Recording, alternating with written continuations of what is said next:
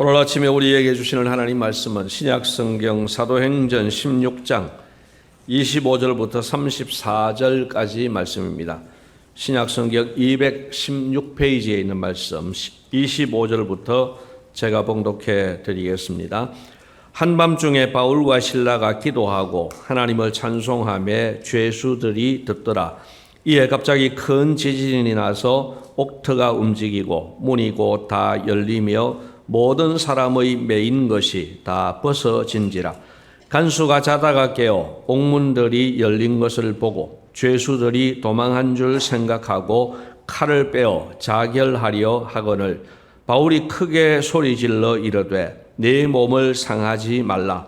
우리가 다 여기 있노라 하니 간수가 등불을 달라고 하며 뛰어들어가 무서워 떨며 바울과 실라 앞에 엎드리고 그들을 데리고 나가 이르되 선생들이여 내가 어떻게 하여야 구원을 받으리까 하거늘 이르되 주 예수를 믿어라. 그리하면 너와 내 집이 구원을 받으리라 하고 주의 말씀을 그 사람과 그 집에 있는 모든 사람에게 전하더라. 그 밤 그 시각에 간수가 그들을 데려다가 그 맞은 자리를 씻어주고 자기와 그 온 가족이 다 세례를 받은 후 그들을 데리고 자기 집에 올라가서 음식을 차려주고 그와 온 집안이 하나님을 믿음으로 크게 기뻐하니라. 아멘. 잘 아시는 대로 예수님께서 이 땅에 오셔서 사시던 시대가 세계사로 볼 때에는 로마 제국 시대입니다. 바울이 살던 시대도 마찬가지입니다. 지도를 한번 보시겠는데요. 로마 시대의 중심 지역은 어디였겠습니까? 당연히 로마입니다. 지금도 로마에 가면은 2000년 전 로마의 영광을 확인할 수 있습니다. 지난주에 봤던 지도인데요. 위로는 유럽의 남쪽이고 아래는 아프리카의 북쪽, 그리고 오른쪽에는 중동이고 그 남유럽 밑에 로마라고 되어 있는데 글자가 좀 크게 보이는 다른 사진을 좀 보시겠습니다. 지금 이제 크게 하다 보니까 로마가 왼쪽으로 가 있습니다. 왼쪽 위에 로마, 여기가 중심지였습니다. 그런데 예수님은 어디서 태어나셨습니까? 오른쪽 제일 밑에 예루살렘이 있는 저 이스라엘 나라에서 이제 태어나셨죠. 그러니까 로마 시대에 이스라엘은 아주 변방 중의 변방입니다. 아주 변두리 지역이라는 것이죠. 하나님 나라 역시 이 변방이었던 예루살렘에서 시작이 되어졌습니다. 그렇게 시작한 1번 예루살렘에서 이제 위로 올라가면 2번 안디옥이 있습니다. 지난 시간에 공부했던 건데요. 지금의 시리아 지역입니다. 그리고 지난 주일에 말씀을 드렸던 것은 3번 구브로이고 그 다음에 위로 가면은 4번 루스드라가 되겠습니다. 구브로는 지금의 키프로스 나라이고 저 4번 루스드라는 터키로 알려져 있는 튀르키예입니다. 자, 그리고 이제 오늘 말씀은 5번으로 갑니다. 로마에서 제일 가까운 저쪽 지역 빌립보 해놓은 이 지역입니다. 이 빌립보에 임한 하나님의 나라를 말씀을 드리는데 그 옆에 갈로에서 에베소 또 갈로에서 5-1 들어와는 조금 이따 말씀을 드리겠습니다. 오늘은 하나님 나라가 유럽 지역인 이 빌립보에까지 확장되는 내용을 살펴보고자 합니다. 오늘도 세 가지로 말씀을 드리려고 하는데요. 첫째로 하나님의 부르심을 따라갔던 빌립보에 하나님께서 구원받을 사람들을 예비해 두셨습니다. 사실 바울의 목적지는 빌립보가 아니라 에베소였습니다. 다시 한번 지도를 보여주시면 좋겠는데요.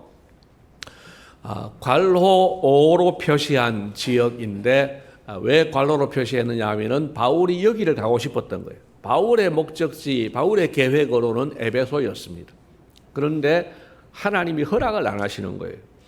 에베소에서 복음을 전하는 것에 대해서 하나님이 동의하시지 않고 허락하시지 않는 거예요. 그래서 바울이 그 북쪽 지역으로 올라갑니다. 북쪽 지역으로 올라가서 여기저기를 다니지만은 여전히 성령님께서 복음 전하는 것을 막으시는 거예요. 이런 경험이 별로 없었습니다. 그래서 5-1에 되어 있는 드로아라고 하는 저 해 바닷가에 있는 저 지역에까지 내려갔습니다. 그런데 그곳에서 하나님께서 바울에게 환상을 보여주십니다. 밤에 환상을 보여주시는데 저기 5번 빌립보도에 있는 저 빌립보가 포함된 넓은 지역을 마게도냐 지역이라고 합니다. 그 마게도냐 지역 사람 하나가 이제 바울에게 손짓을 하는 겁니다. 사도행전 16장 9절 말씀에 보면은 마게도냐로 건너와서 우리를 도우라. 이런 이제 환상이 보이는 거예요. 그래서 바울이 이 환상은 하나님의 부르심인 것 같다. 그렇게 인정을 하고 이제 멀리 자기 계획을 포기하고 마게도냐로 건너갔습니다. 빌립보는 그 마게도냐의 첫 성이라고 말씀을 하고 있습니다. 이 첫 성이라고 하는 것은 지역적으로 제일 처음 만나는 성일 수도 있지만은 그러나 첫째 가는 성이다. 제일 유명하고 큰 도시다 하는 뜻도 되겠는데 아마 지역적으로 볼 때는 후자였던 것 같습니다. 자, 이렇게 해서 바울이 마게도냐 지역의 큰 도시였던 빌립보에 갔는데 그 빌립보에서 놀라운 일이 일어났습니다. 13절 말씀을 보면은 바울 일행이 안식일에 기도할 곳이 있을까 해서 이제 강가에 나갔습니다. 강가에 나갔더니만 여자들이 모여 있는 거예요. 그 여자들이 앉아 있었고 바울은 그들에게 말을 했다고 했습니다. 어떤 말을 했겠습니까? 복음의 말을 전했겠죠. 누구 이야기 했겠습니까? 예수님 이야기 했겠죠. 그랬더니만은 14절 말씀에 보니까 그 중에 한 사람 자색 옷감 장사로서 하나님을 섬기는 루디아라 하는 한 여자가 말을 듣고 있습니다. 그런데 주께서 그 마음을 열어 바울의 말을 따르게 하신 거예요. 그래서 15절 말씀에 보면은 이 루디아가 그와 그 집이 다 세례를 받게 되었다고 말씀하고 있습니다. 이 자색 옷감이라고 하는 것은 그 당시에 퇴역 군인을 비롯한 귀족들이 입던 옷감이었습니다. 그래서 가격도 비싸고 따라서 이 사업을 하던 루디아는 상당한 부자였을 것으로 봅니다. 그래서 이 루디아와 그 온 가족이 예수를 믿는 역사가 일어납니다. 여러분, 여기서 우리는 중요한 사실을 발견하게 됩니다. 그것은 하나님께서 불러주신 곳, 하나님께서 가라 하신 곳에 가면 하나님께서 구원받을 사람들을 예비해 두셨더라 하는 것입니다. 다시 말씀드리면 하나님께서는 무언가를 예비해 두고 그쪽으로 부르시더라 하는 것입니다. 야, 거기 갔더니만 그렇게 희한하게 그 루디아라고 하는 그 집이 예수를 믿더라. 이것도 되겠지만 하나님께서 그 집을 준비해 두시고 바울을 불러주셨다는 의미도 되는 것입니다. 루디아 집안뿐만 아닙니다. 16절 이하에 보면은 점치는 귀신 들린 여종 하나를 만납니다. 그리고 18절에 보면은 바울은 예수 그리스도의 이름으로 그 여인에게서 귀신을 내쫓아 주었습니다. 이 사람 역시 하나님께서 예비해 두신 영혼이었습니다. 또한 오늘 읽은 말씀 중에 33절과 34절에서 보는 것처럼 바울이 갇혔던 감옥의 간수와 그 온 가족도 예수님을 믿고 세례를 받았습니다. 이 말씀을 묵상하면서 제가 2016년도에 이쪽 그리스 지역의 성지순례에 갔을 때가 생생하게 기억이 났습니다. 그 루디아가 예수를 처음 믿었다고 했는데 그 루디아 기념교회당이 있어요. 그 건축이 굉장히 건축물이 크지 않지만은 굉장히 특징이 있었던 것은 이 안에 이 공명이 잘 되게 돼 있어요. 그래서 적당한 울림을 주어 가지고 그곳에서 노래를 하면은 보통 실력으로 노래해도 가수가 노래하는 것처럼 들려요. 그래서 우리 시차례에 가셨던 분 한 20여 명이 찬양을 한번 했더니만은 이게 아주 국립음악 찬양 국립합창단 같은 그런 느낌이 들 정도로 너무 공명이 잘 되어서 그 루디아 기념교회당에서 찬양했던 그게 아주 기억에 생생합니다. 그리고 이제 그 바울과 실라가 투옥되었던 감옥에 갇혔던 그 감옥에도 가보았는데 그 감옥이 그대로 있는 것은 아니고 그 감옥에 건물 일부가 있었습니다. 하나님께서 바울을 통해서 유럽 지역으로 당신의 나라를 확장해 가셨던 그 현장을 보면서 아주 마음이 뜨거워졌던 기억이 이번 설교를 준비하면서 아주 새롭게 기억이 났습니다. 여러분, 하나님은 우리를 보내시는 분인 동시에 그 길을 가면 미리 예비하시고 구원의 열매를 준비해 주시는 분이라는 사실을 믿으시기를 바랍니다. 여러분, VIP 초청 주일이 5주 남았는데요. 부탁을 드립니다. 이 일이 나하고 상관없어라고 생각하지 말아 주십시오. 이 일이 나하고 상관이 있다고 생각하시고, 그러면은 내가 누구를 데리고 와야 될까라고 한 번쯤은 생각해 보십시오. 그래서 아무도 생각이 안 나시면 그냥 오세요. 그냥 오시면 됩니다. 그런데 누군가라도 생각이 나면은 그 사람에 대한 기억을 외면하지 마십시오. 누군가라도 생각이 나면 내 혼자 단정하기를 아이고 그 사람은 안 돼 하지 마시고 외면하지 마시고 그 다음에 뭘 하느냐? 그분을 위해서 지금부터라도 기도하시고 그 다음에 연락을 해서 접촉하고 이제 한 2, 3주 후에는 정성껏 초청해 보시는 거예요. 거기까지예요. 여러분, 오고 안 오고는 하나님께 맡기시고 예수 믿고 안 믿고도 하나님 소관인데 하나님께서 예비하신 영혼인지 우리가 확인은 해봐야 되지 않겠습니까?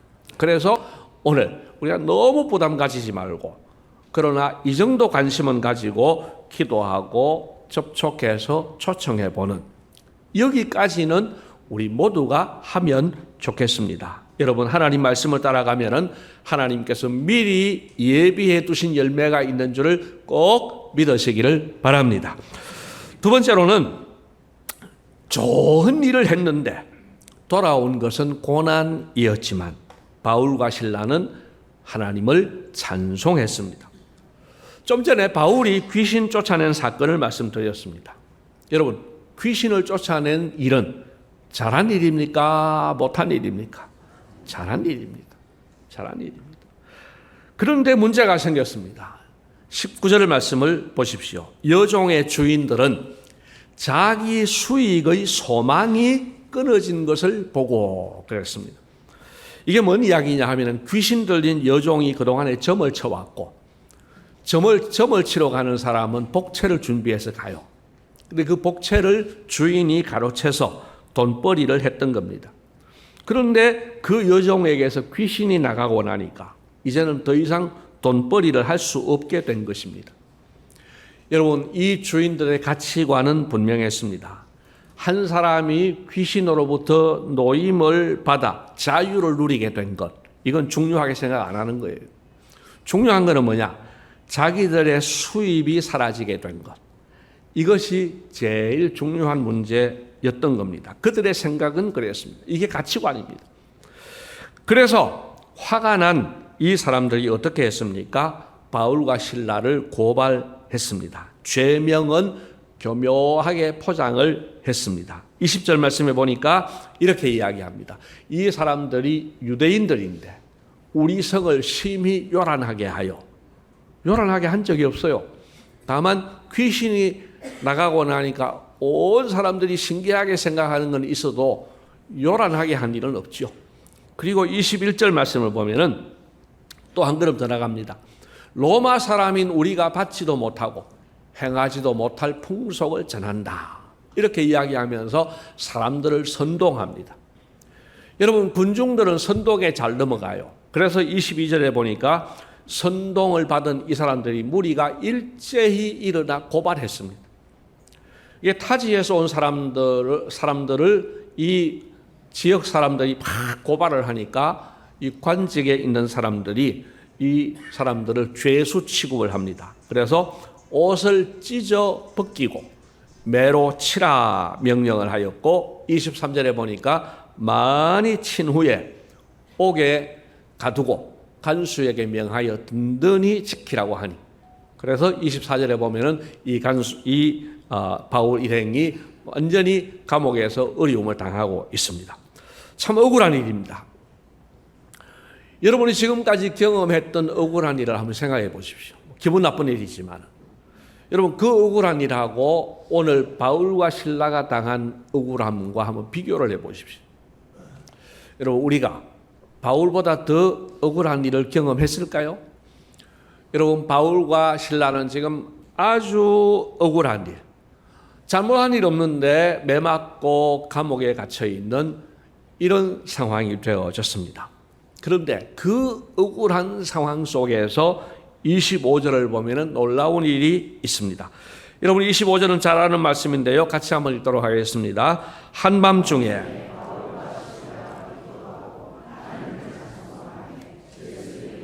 아멘.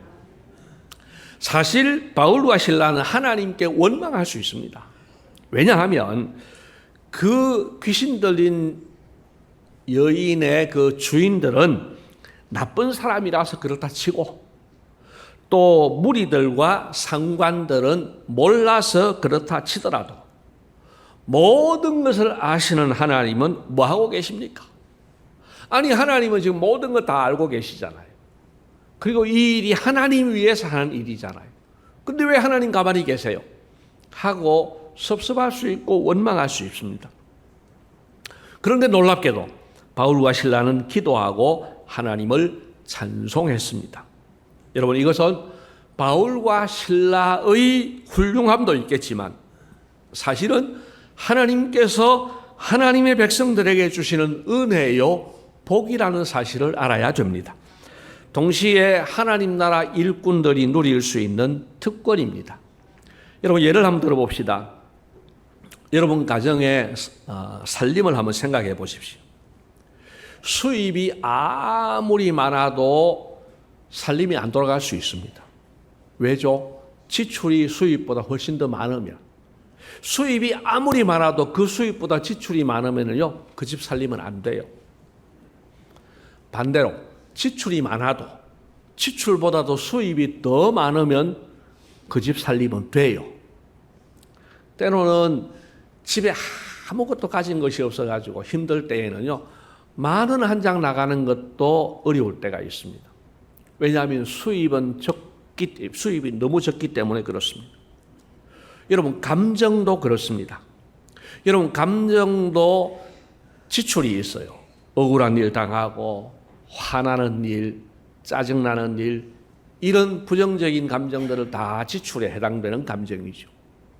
수입에 해당되는 감정이 있어요. 위로가 있고 기쁨이 있고 평안이 있고 격려가 있고 이런 것들은 수입인 거예요. 그런데요, 이 수입이 너무 적을 때, 감정의 수입이 너무 적을 때, 내가 지금 힘들고 짜증이 나 있을 때에는요, 옆에서 말 한마디만 해도 화가 팍 나는 거예요.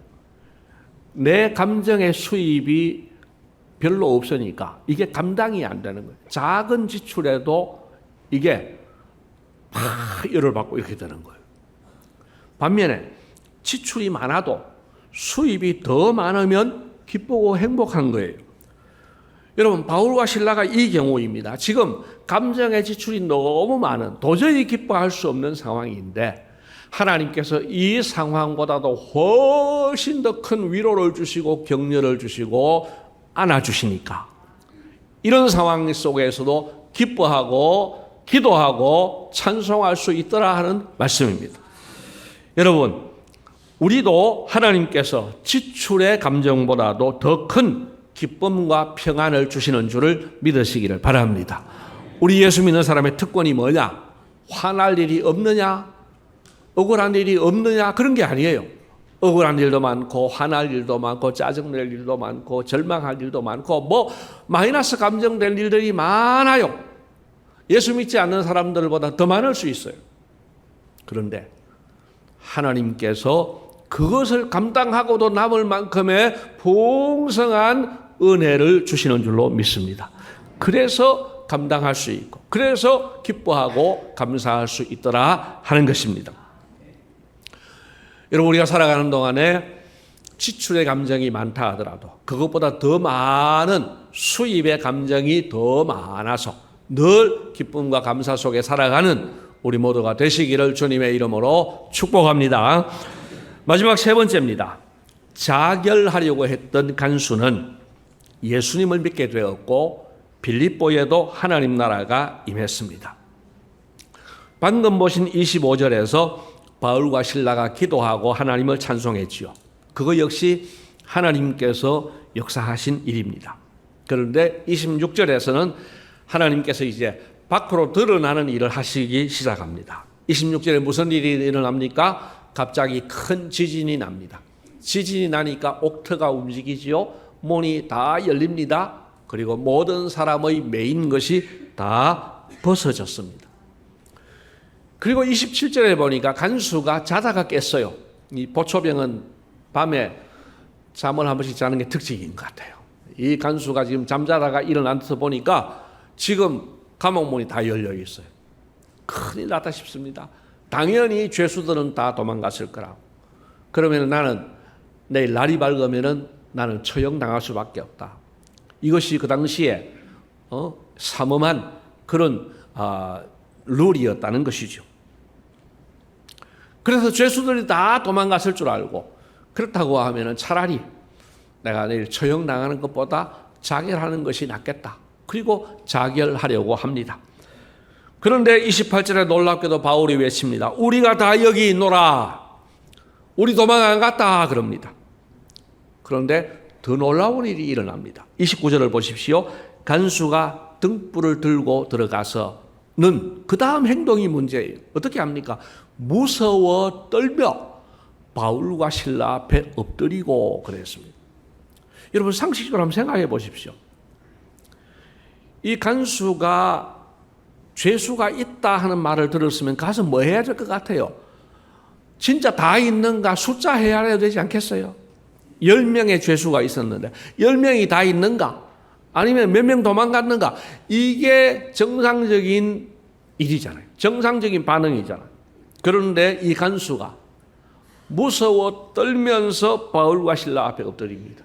그리고 30절에 질문합니다. 내가 어떻게 하여야 구원을 받으리까? 묻습니다. 여러분, 이 간수의 반응이 이상하지 않습니까?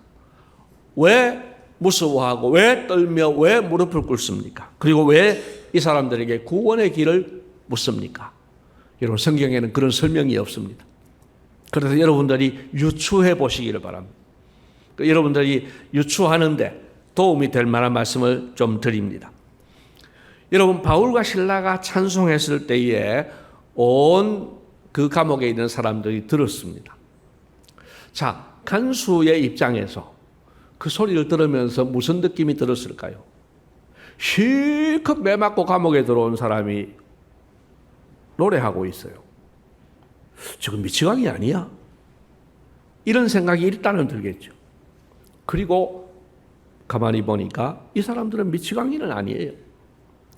그렇다고 하면은 저 사람들이 저렇게 기뻐하고 찬송하는 이유가 뭘까를 궁금해하지 않겠습니까?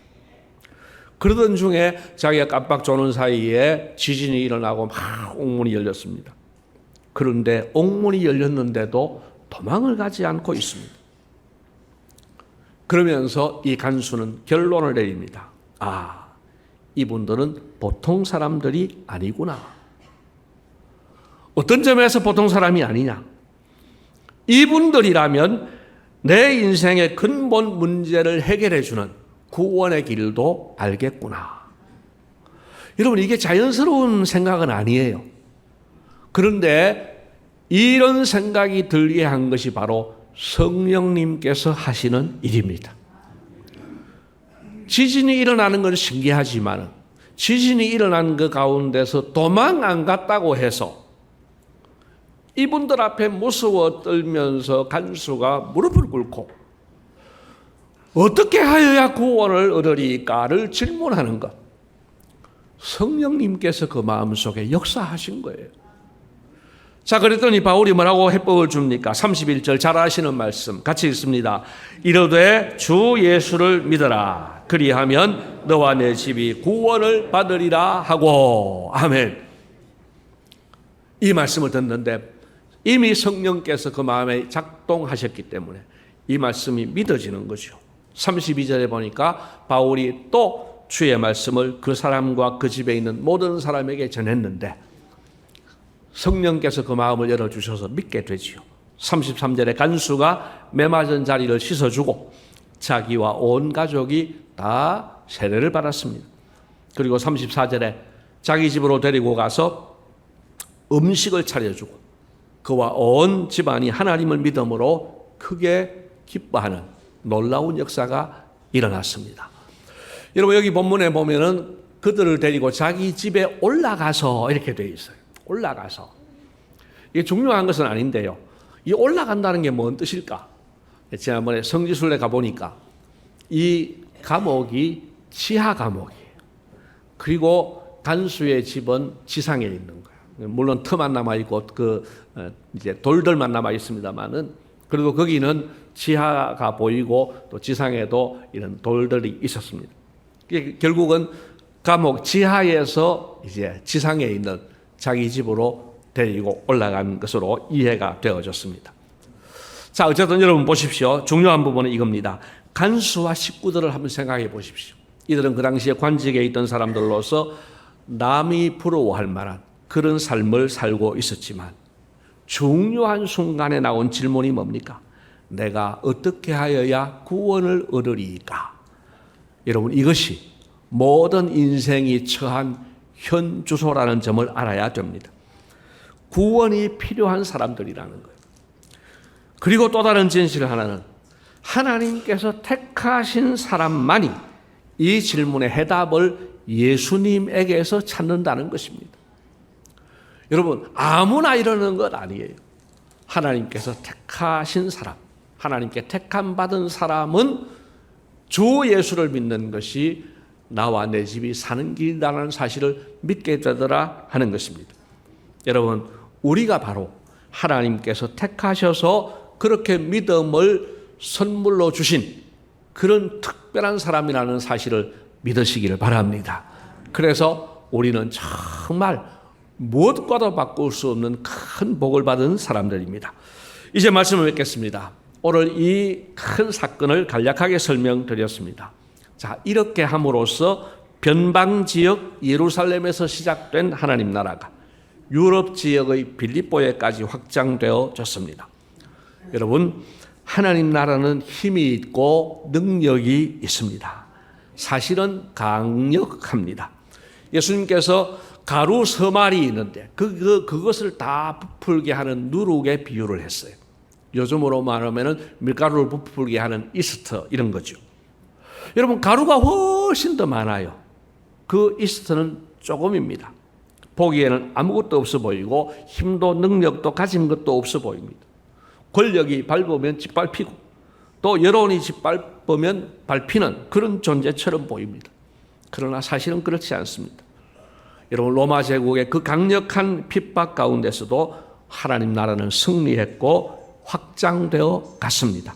그 후에 2000년 동안 지속적으로 확장되어서 오늘 우리에게까지 하나님 나라가 임하였습니다. 여러분 우리 모두 강력하면서도 생명과 평안이 넘치는 이 하나님 나라의 백성이라는 자부심을 가지고 그 나라 백성답게 살아가는 우리 모두가 되시기를 주님의 이름으로 축복합니다. 고맙습니다, 주님. 저 변방 이스라엘에서 시작된 하나님 나라가 점점 더 확장되어서 빌립보에까지 이르렀습니다. 그 복음이 2000년 후에 오늘 우리에게까지 전해진 것 감사합니다. 주님, 이 하나님 나라의 능력이 있고 이 하나님 나라의 생명이 있다는 사실을 믿어 의심치 않게 하시고 그 하나님 나라 백성답게 살아가게 하여 주시옵소서. 감사하옵고 예수님 이름으로 기도드리옵나이다. 아멘.